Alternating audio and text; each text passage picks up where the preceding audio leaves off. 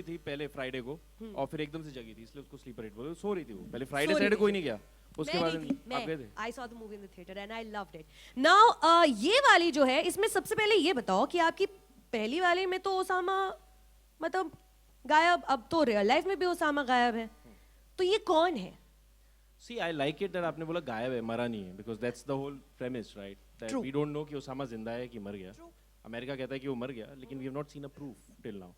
So that's what the film is all about, dead or alive.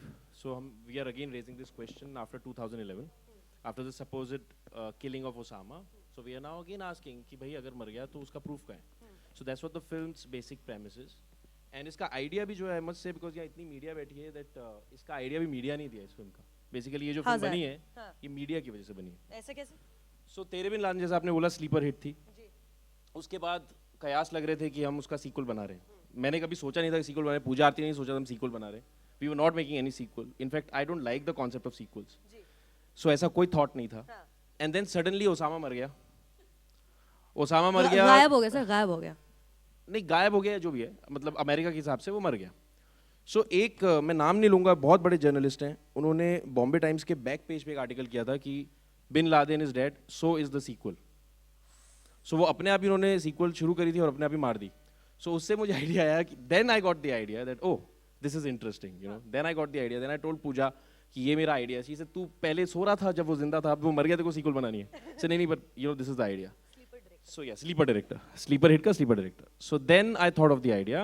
Then we started writing, and that's why, you know, where we are today after 4 years, and we are very, very excited. In fact, I just want to clarify that it's not a sequel. This is the first time in India that we are making a spin-off. Alright. Okay, it's not a conventional sequel. It's not a part 2. That's why we're not calling it a part 2. We are calling it Tere Bin Laden, Dead or Alive. Picture जब आप देखेंगे उसके 20 minute शुरू के जो हैं, that is a surprise package for you, because this is a new structure that we are trying. And then you'll understand why it is a spin-off and not a sequel per se. And it's a very interesting structure. Usually people think that innovations happen only in art house cinema, but here we have tried to do that in mainstream comedy. You know, it's an innovative structure with, along with my writers, Pradyuman, who is also an actor in this film, and Neha. So we have written a structure of the screenplay which is very unique and new in terms of sequels. Fantastic. So yeah, बाकी आप देखिए। मेरे पास तो बहुत सारे सवाल हैं पूछने के लिए, लेकिन मैं अभी नहीं पूछूंगी क्योंकि बाद में फिर बहुत सारे क्वेश्चंस हम अपने भाई मीडिया ब्रदर्स एंड सिस्टर्स के लिए छोड़ देते हैं। So well, let's call upon stage your leading actor of the film. Ladies and gentleman, can we hear it for Manish Paul? Hi Manish. Hi, मेरे मुंह से माइक पकड़ते ही वैसी झलक दिखला जा निकल जाता है यार, लेकिन आज नहीं होगा। और जनरली आजकल मैं जहाँ भी जा रहा हूँ एक ही बात निकल रही है, प्लीज वॉच माय फिल्म तेरे बिन लादेन, डेड और alive, 19 Feb. Thank you so much for calling me. Thank you. Now Manish, how excited are you for this film? You're very excited because obviously हर इंसान फिल्म करना चाहता है, और आज इतनी बड़ी फिल्म में मुझे हिस्सा होने का मौका दिया सर ने। एंड आई रिमेंबर ये फिल्म एक्चुअली जब मैं सर को पहली बार मिला था वो किसी और फिल्म के लिए था, उसमें एक छोटा सा रोल था, बट सर ने मिलके मुझे कहा, कहते हैं यार तुम एक काम करो, तुम मेरी जो दूसरी मैं एक फिल्म प्लान कर रहा हूँ उसमें एज अ लीड एक्टर काम करो। सो मुझे बड़ी खुशी हुई थी। वो वाली फिल्म अभी तक सो रही है जो पहले प्लान कर रहे थे। वो स्लीपिंग ही रह गई। वो स्लीपिंग है, बट ये finally we are ready with the film, and I am damn sure कि लोगों को पसंद आए। अभी फिलहाल तो इन सबको हम दिखाना चाहेंगे ट्रेलर, एंड आई होप सबको अच्छी लगी। फैंटास्टिक। इससे पहले ट्रेलर दिखाया जाए, मेरे को आपके कैरेक्टर के बारे में थोड़ा सा बताइए। पिछली मूवी में जो किरदार था उसका सपना था कि बस मैं अमेरिका पहुंच जाऊं किसी भी तरह। आप इसमें चांदनी चौक के एक लड़के का रोल कर रहे हैं, उसका क्या सपना है? यार एक्चुअली मैं इसमें एक दिल्ली से चांदनी चौक का एक लड़का है जिसका एक ही सपना है, मैं डायरेक्टर बनना चाहता हूँ और मैं एक बहुत बड़ी फिल्म डायरेक्ट करना चाहता हूँ। और उसका फादर जो है, सर ये बता सकता हूँ, हाँ, उसका फादर जो है वो जलेबियाँ बनाता है, और उसका एक ही पंगा है, कहता है मैं कुछ भी करूँगा, मैं जलेबियाँ नहीं तलूंगा, मैं डायरेक्टर बनूंगा। तो किस तरह वो स्ट्रगल करके मुंबई पहुंचता है और फिल्म के लिए स्टार्ट करता है, किस तरह फिल्म बनाता है, और उसके बाद क्या क्या चीज़ें होती हैं, वो सारी फिल्म में आप देखेंगे किस तरह जुड़ती हैं। सो फिलहाल वही कैरेक्टर है, और मज़े की बात यह है वो कैरेक्टर है मिस्टर शर्मा, यानी जिन्होंने पार्ट 1 बनाई है। मेरे पिताजी जलेबियां नहीं बनाते। हाँ, क्लैरिफाई करो। सो ये कैरेक्टर है फिल्म में। फैंटास्टिक। इससे पहले कि हम आपकी बाकी की कास्ट से मिले, आई थिंक ट्रेलर देखने का समय हो गया है ना। Absolutely. Ladies and gentleman, can we hear for Tere Bin Laden, dead और अलाइव? काट रहा है। Manish, can I request you to come back on stage, please? Manish Paul, everyone. Okay, sir, अभी हम आपकी बाकी की कास्ट से मुलाकात कर लेते हैं बिकॉज हमने सबकी लुक्स तो देख ली हैं और क्या क्या रोल प्ले कर रहे हैं वो भी देख लिया है. Now, this one person who's completely, absolutely unrecognizable. Unrecognizable. And he's unbelievable. Unbelievable. Playing David and David Chadda. Can I have up on stage Mr. Sikandar Khan? Ladies and gentlemen, round. Come on.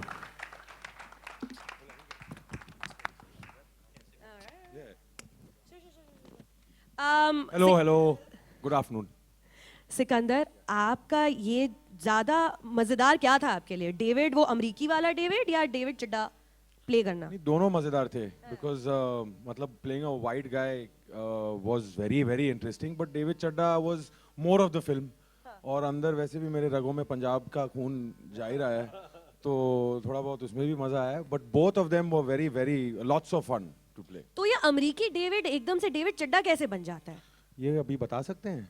थोड़ा बहुत director साहब, little थोड़ा थोड़ा बता सकते हैं? थोड़ा तो थोड़ा बहुत.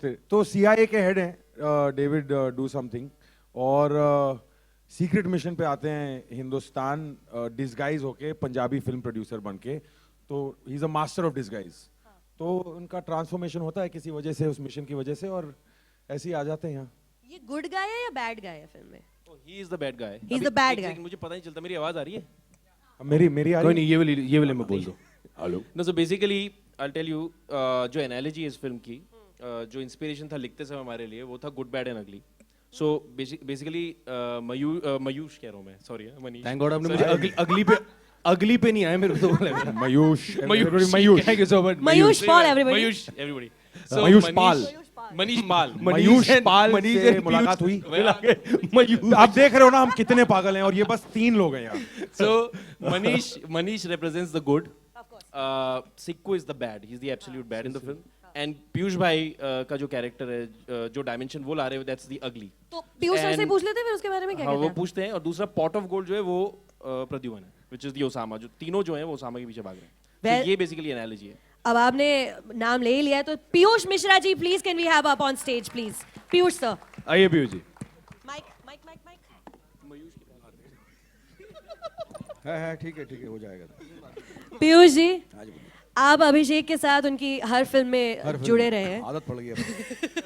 एडिक्शन हो गया उसकी. तेरे बिन लादेन 1 से लेकर अभी तेरे बिन लादेन डेड और अलाइव तक, आप अभिषेक के बारे में क्या कहना चाहेंगे बतौर निर्देशक? क्या कहूँ बोल. अच्छा बोल दो. बुरा तो सेट पे बोल सर देते अभी इन्होंने आपको अगली बुलाया, अब बोलिए. नहीं ठीक है, चलेगा बंदा चलेगा. चलेगा बंदा चलेगा, मतलब कोई टेंशन नहीं. इसका 3 फिल्में कर चुका हूँ मैं. और अब मालूम नहीं क्या मतलब अगली फिल्म में इसका इरादा है कि नहीं मुझे लेने का. लेकिन हाँ ठीक है, मतलब मैं बहुत ज़्यादा अभ्यस्त हो चुका हूँ इसके स्टाइल से. इसके इंस्ट्रक्शन अब ज़्यादा, मतलब पहले जो अनुराग कश्यप के साथ हाल था कि ज़्यादा इसको इंस्ट्रक्शन देने के लिए कोई बहुत मेहनत नहीं करनी पड़ती, आँख के इशारे से काम चल जाता है. तो that's a very good thing. इसमें जो आपका रोल है, आप एक टेररिस्ट ऑर्गेनाइजेशन के नेता बने हैं, लीडर बने हैं इस फिल्म में. खलीली ना? खलीली. हाँ. तो खलीली, बहुत टाइम हो गया बनाए हुए तो. खलीली. तो सर खलीली के बारे में सर आप क्या बता सकते हैं ये पीयूष बता जी? दूँ. हाँ, ये ऐसा टेरर ऑर्गेनाइजेशन का मैंने सबसे नॉन डिस्क्लोजर साइन करा तो सारे एक्टर मुझसे पूछे, अब बता दूं. ऑर्गेनाइजेशन का नाम भी बता ये सकते ऐसी टेरर ऑर्गेनाइजेशन है जो उसामा बिन लादेन के मरने के बाद बिल्कुल खोखली हो चुकी है. क्योंकि उनको जो भी फंड्स वगैरह मिलते हैं ना, फंड्स मिलते नहीं है इनको. तो जो बारूद बनाते हैं, ये आपके बम फेंकते हैं, वो आपके फुलझड़ी बन के निकल आता है. तो वो बहुत परेशान है कि आपके इनका कोई टेरर मतलब आपके है ही नहीं, मतलब कहीं भी आपके इनका कोई इंप्रेशन नहीं पड़ रहा. तो उस स्ट्रगल से जूझ रहा है बंदा कि कैसे अपनी ऑर्गेनाइजेशन को दोबारा लाइव किया जाए. तो उसमें जो है कुछ होता है, वो आप देखेंगे यहाँ पर क्या होता है. तो ये किरदार करने में कितना मजा है सर आपको? ये थोड़ा पागल सा किरदार है एकदम, मतलब बहुत ही ज्यादा. सब किरदार करने में मुझे मज़ा आता है. नॉर्मल, मेरे लिए हर चीज़ नॉर्मल थी. मेरे लिए कुछ भी दे दो तो मैं उसे बहुत ही नॉर्मली कैजुअली जैसे कि हर कैरेक्टर लेता हूँ, ऐसे मैंने इसको भी लिया. बाकी इसमें आपके delight of the film is Good and the bad. अरे बाबा क्या किया है मयूष सबने. एंड हाँ, ये लोग ये पहली फिल्म है इसकी. ये दूसरे वो बैठा हुआ है वहाँ पर चुपचाप, वो साला आपके इसका हीरो एक्चुअली बिन लादेन. अरे हाँ, वो शर्मा के बैठा हुआ है अभी तक. हाँ, उसको बुलाइए. Ladies and gentlemen, Piyush Mishra, can we have a huge round of applause for Piyush ji please? और अब स्टेज पे बुलाते हैं हमारे पॉट ऑफ गोल्ड को, Osama bin Laden Pradyuman. Osama. Oh, I shouldn't be chanting that.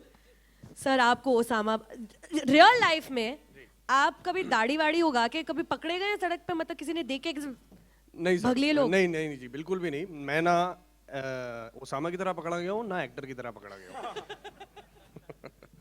तो ना मुझे एज ए प्रद्युमन कोई पहचानता है और ना ओसामा कोई पहचानता है। बताना पड़ता है ऑडिशन में, जब मैं ये खड़ा होता हूँ स्लेट लेके, तो बताना पड़ता है जी मैं वही लड़का हूँ जिसने तेरे बिन लादेन में ओसामा किया। एक दाढ़ी रख ले, लेके जाएगा अगली बार, वही लगा लिया कर। लेकिन सलमान ने बिग बॉस पे जिनका नाम लिया था पद्दी, पद्दी ये वो पद्दी है भाई और बहनों।